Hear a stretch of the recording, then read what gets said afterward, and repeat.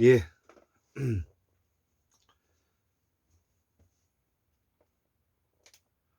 제가 지금 밤 1시 한 50분이 되었습니다. 2022년 11월 29일이죠. 예, 음력으로는 11월 6일인데요. 제가 요즘에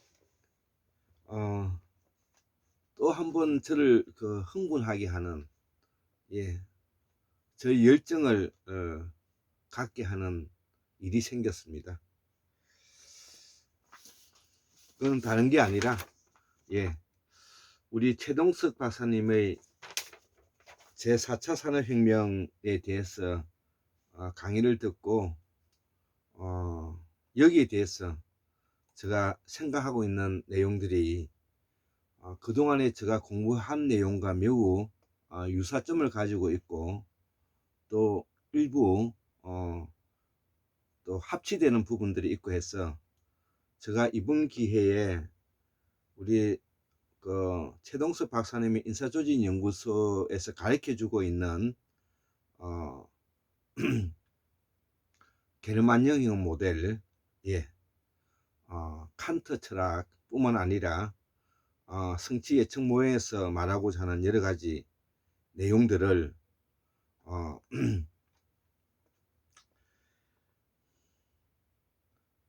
남은 인생 전부를 쏟아서 공부하겠다고 그렇게 제가 결론을 내렸죠. 자, 그래서 오늘은 매우 제가 정리가 되지 않고 부족하지만 제가 그동안에 생각하고 있는 내용을 정리해서 이렇게 급조해서 제가 이 강의를 하게 됩니다. 그래서 환구은 제사문화와 보살사상이다, 이렇게 이제 우리의 정통 사상은 제사문화와 보살사상이라는 것을 강조하고 있는 것이죠. 그래서 태고사의 새발견 135번째 강의로서 우리 한국의 유관 역사를 뒷받침하는 말과 글을 가지고 있는 정통 한국의 나라다, 이렇게 이제 제가 설명을 하고 있지 않습니까? 자, 그래서 이제 정통 우리의 한국의 정통 사상과 정통 한국의 철학과 개념이 어떻게 해서 제4차 산업혁명과 밀접한 연관성을 가지고 있는가에 대한 개념을 한번 정리해 보도록 해보겠습니다. 자, 그래서 우리 최동석 박사님이 말씀하시기를 제4차 산업혁명에 가장 필요한 내용이 바로 첫 번째로 개념 기술의 중요성을 설명했습니다. 즉 다시 말하면 모든 생산과 기술은 기술이 아니라 개념이라는 것이죠. 자, 그래서 이 오토메이션, 즉 기술은, 자동은 그 특성이 기술적인 것이 아니며 그 기술은 1차적인 개념 체계에서 나온다는 것이죠. 예, 고로 한국 사회의 뿌리도 바로 제사문화와 보살사상이라는 것을 개념화시킨 것입니다. 자, 그리고 앞전에 제가 강의했던 보살사상은 왜 부처사상과 개별할 때가 왔는가?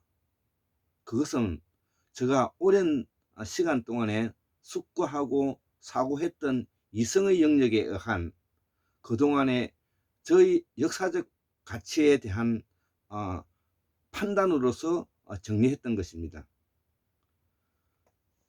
우리는 그동안에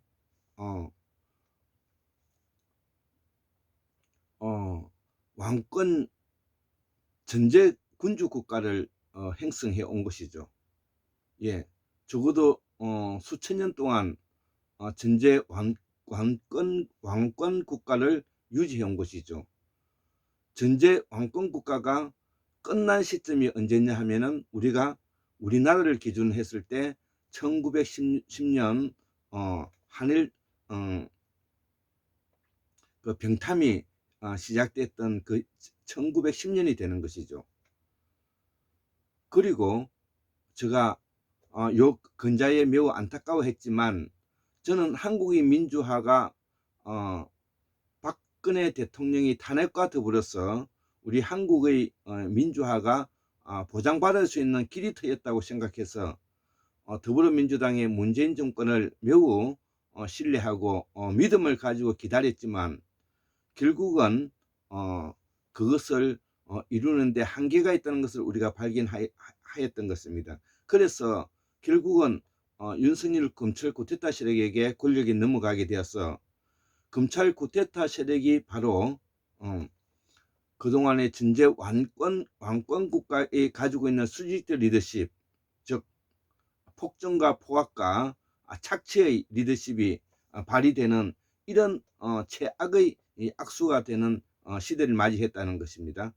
자, 그래서 이것을 우리가 극복하기 위해서는 이제는 우리의 체제와 시스템을 전면적으로 바꿔야 된다. 그 바꿔야 되는 것은 어떻게 바꿔야 되느냐? 자유민주주의 체제에서 사회민주주의 체제로 삼민주의 방식으로 바꿔야 된다는 것과 또 경제체제도 기득권이 독점화되고 빈부가 노골화되어 있는 시점에서 기본소득을 바탕으로 하는 경제화로 바꿔나가야 된다. 이렇게 이제 정리하고 있는 것입니다. 자, 그래서 제가 먼저 지금 눈이 좀 가물가물한데요. 글을 좀 정리해서 적다가 보니까 지금 벌써 이 시간이 되었는데 두 번째는 보살사상은 제사문화와 보살사상이라는 것을 제가 강조했고요. 세 번째로는 우리의 정통철학은 홍익인간, 광명이세, 제세유화인데 이는 서구에서의 문예혁명과 맞먹는다는 같은 내용이라는 것이죠. 자, 그래서 우리의 정통사상에서도 바로 서구에서 말하고자 하는 문예혁명이 말하고자 하는 철학과 사상이 있더라는 것이죠. 네 번째는 보살사상은 부처사상과 결별할 때가 왔다. 제가 이것은 제가 앞전에 제가 이 제목을 붙여서 파격적인 말을 하였던 것입니다. 그것은 바로 우리 사회가 수직적 리더십에서 수평적 리더십으로 가야 되고 3차 산업혁명에서 4차 산업혁명으로 옮겨가야 된다는 말을 강조하기 위한 것이죠. 이것이 앞에서 말했던 전제 왕권 국가에서 민주공화국으로 넘어오는 과정과 일치한다는 것이죠. 다섯 번째, 보살사상의 복원은 문예혁명으로 인간이란 무엇인가 라는 질문을 던지고 있다는 것이죠. 서구 철학의 가장 핵심적인 것이 바로 인간이란 무엇인가에 대한 질문인데 그 인간이란 무엇인가에 대한 질문에 대해서 개인의 존엄성을 바탕으로 하는 바탕으로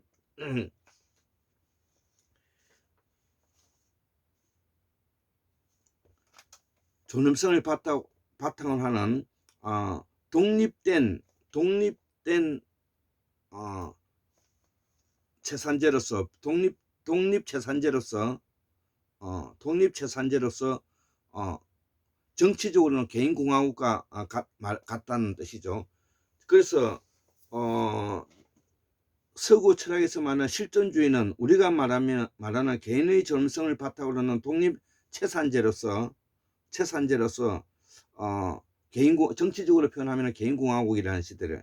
그러면은 이 개인공화국은 무엇이냐는 것이죠. 19번째에서 말하고 있는 개인공화국은 개인 맞춤형 사회라는 것입니다. 우리가 앞으로 4차 산업혁명, 지금 현재는 그 독일과 미국이 이제 거기에 올라타고 가고 있는데 우리도 빨리 이 개인 맞춤형 사회로서 인더스트리 4.0으로 뭐냐면은 가야 된다는 것이죠. 이 내용을 제가 설명하고 있는 것입니다. 자, 그래서 우리가 생산성이 극대화되었던 생산성이 극대화되었던 생산성이 극대화된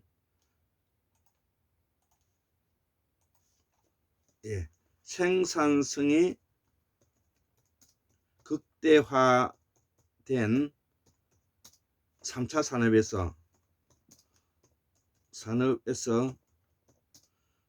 개인 맞춤형 4차 산업으로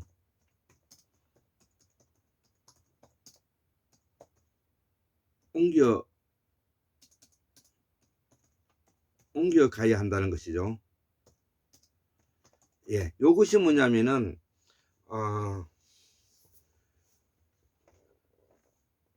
우리 최동석 박사님이 말씀하시고 있는 내용과 매우 밀접한 연관성을 가지고 있는 것입니다. 그래서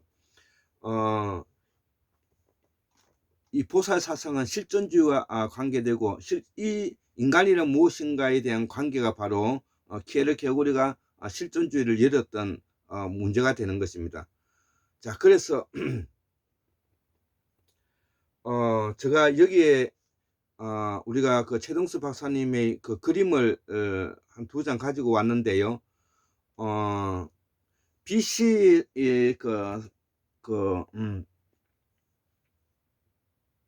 30세기 정도가 되면은 BC 3000년이니까 지금으로부터 한 5000년 전인데 길가메시 서사시라고 나오죠. 이 길가메시 서사시는 제가 그저께 이제 수메르 문명과 메소포타미아 문명에서 그 바빌론 그 국가를 설명하고 수메르 문명을 설명하면서 이 그 길가메시 서사시가 이제 나오게 되는데 이러한 내용에서부터 그 이 구약 성서, 그 다음에 플라톤의 그 유언론, 그 다음에 아리스토텔레스의 이론론, 예수, 바울, 뭐 마가, 마태, 누가복음 이런 붙여서 요한복음에서 신약 성서, 그 다음에 그 아타나시우스, 펠라가우스, 아쿠스티누스, 뭐 고백론 있죠. 토마스 아퀴나스까지 이러한 시기는 모두 다 뭐냐면은 신의 섭리와 은총의 바탕을 두고 있는 명령과 통제, 의학과 착취의 시대라는 것이죠. 저도 제가 개인적으로 이거 환궁우명학술원에서 연구하고 있는 이 보살사상의 복원이라는 것은 바로 신의 섭리와 은총으로부터, 다른 말로 표현하면은 있지도 않는 것을 있다고 말을 하는 신의 섭리, 추상적이고 가상적이고 상상적인 영역에서 그동안의 하늘의 뜻과 전제 왕권 국가에서 하늘을 대리한 왕권 전제 국가에서 가지고 있는 명령과 통제, 의학과 착취에서 벗어나야 된다는 것이죠. 이것이 뭐냐면은 우리가 걸어왔던 문명의 길이기 때문에 이러한 내용이 그동안에 제가 공부하고 설명하고 했던 내용들하고 매우 일치한다는 것이죠. 그 이후에 우리가 이제 문명의 길에서 분화와 개인과 합리성을 바탕으로 두고 있는 과정으로 넘어오는데 이것이 바로 보살사상이라는 것이죠. 이 보살사상에서 가져간 철학과 사상이 바로 서구 유럽인들이 인문주의자들인 철학자들인 거지 않습니까? 그 루소에서부터 데카르트, 루소, 데카르트, 그 다음에 칸트, 예, 이렇게 이제 이분들이 보살사상을 가져가서 그들의 심성학을 발전시켜 나갔기 때문에 이 서구에서 말하는 이 문예혁명은 바로 보살사상이다, 이렇게 볼 수가 있는 것이죠. 그래서 이 보살사상은 제가 앞에서도 말했다시피 총 한 10가지로 이루어져 있다고 말씀을 하지 않았습니까? 보살사상은 기본적으로 현실적이고 실질적이며 구체적이다, 초월성과 초자연적인 요소를 가지고 있고 인간의 존엄과 자유, 자율성과 분권과 관계성 네트워크화 되어 있다 그랬죠. 이런 것들이 뭐냐면은 우리 보살사상의 핵심이라는 것이죠. 그래서 이 문예 혁명이라는 것은 바로 이러한 분화와 개인과 합리성을 바탕으로 하고 있는 14세기에 일어난 문제인 것이죠. 이것이 바로 공동체를 형성하는 사상으로 나아가게 되었고, 이것이 후에 소사이어트라는 뭐냐면은 사회 혁명으로 나아가게 되었고, 사회라는 문제의 관계성과 관계되고, 이것이 인간이란 무엇인가와 관계되고, 이 인간이란 무엇인가에 대한 개인의 중요성이 결국은 아까 말하는 개인 맞춤형 산업화와 그 다음에 독립채산제와 인간이 가지고 있는 개인의 독립채산제와 그 다음에 정치적으로 개인공화국, 예, 경제적으로는 뭐냐면은 독립채산제, 정치적으로는 개인공화국, 예, 이것이 뭐냐면은 인간이란 무엇인가라는 개인에 대한 부분들을 확대해 나갔던 것이죠. 그래서 이러한 인간이란 무엇인가에 대한 질문에 대해서 해답을 찾을 수 없었기 때문에 이 키에르게고는 실존주의에서 바로 인간의 존재란 무엇인가라는 문제를 가지고 오게 된 것이죠.